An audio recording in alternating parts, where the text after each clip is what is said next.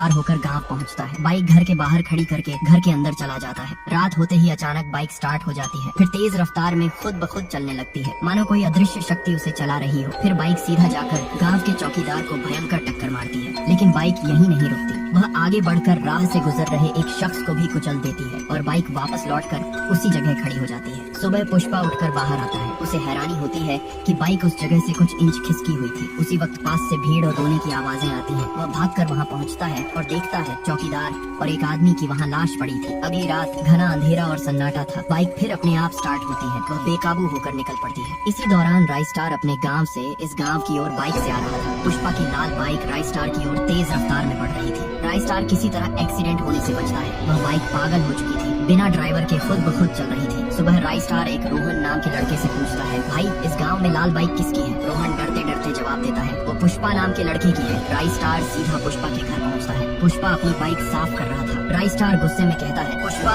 तुम्हारी ये बाइक श्रापित है, कल रात इसने मुझ पर हमला किया। पुष्पा घबरा कर बोलता है, मुझे भी यही समझ नहीं आ रहा। जिस दिन से ये बाइक आई है गाँव में मौतें हो रही है, मेरे टायर पर खून भी मिला, जरूर इसमें कोई रहस्य है। राइस्टार पूछता है, तुम ये बाइक कहाँ से लाए थे? पुष्पा जवाब देता है, शिवा के बाबू चिपके के गैराज से सेकंड हैंड ली थी। राइस्टार उसी वक्त बाबू के गैराज पहुंचता है। बाबू ठहाका मारते हुए कहता है, नाम है बाबू चिपके, काम करूंगा सबसे हटके। राइस्टार गुस्से से पूछता है, सच बोल बाबू, कितनी और जाने जाएंगी इस बाइक की वजह से? बाबू घबरा कर चुप हो जाता है, फिर कांपती आवाज में बताता है, ये कहानी है 5 साल पुरानी। इस बाइक का असली मालिक मोहन था। गाँव में लोग उससे जलते थे। एक दिन किसी ने उसकी बाइक के टायर में सुई चुभो दी। उसी रात मोहन की बूढ़ी माँ की तबीयत बिगड़ गई। मोहन अपनी माँ को बाइक पर अस्पताल ले जा रहा था, लेकिन रास्ते में बाइक रुक गई। उसने देखा बाइक का टायर पंचर है। देर हो जाने की वजह से उसकी बूढ़ी माँ वहीं दम तोड़ देती। तब से यह बाइक रहस्यमय तरीके से सभी लोगों को मार रही है। और आगे की कहानी देखने के लिए कमेंट करें पार्ट 2।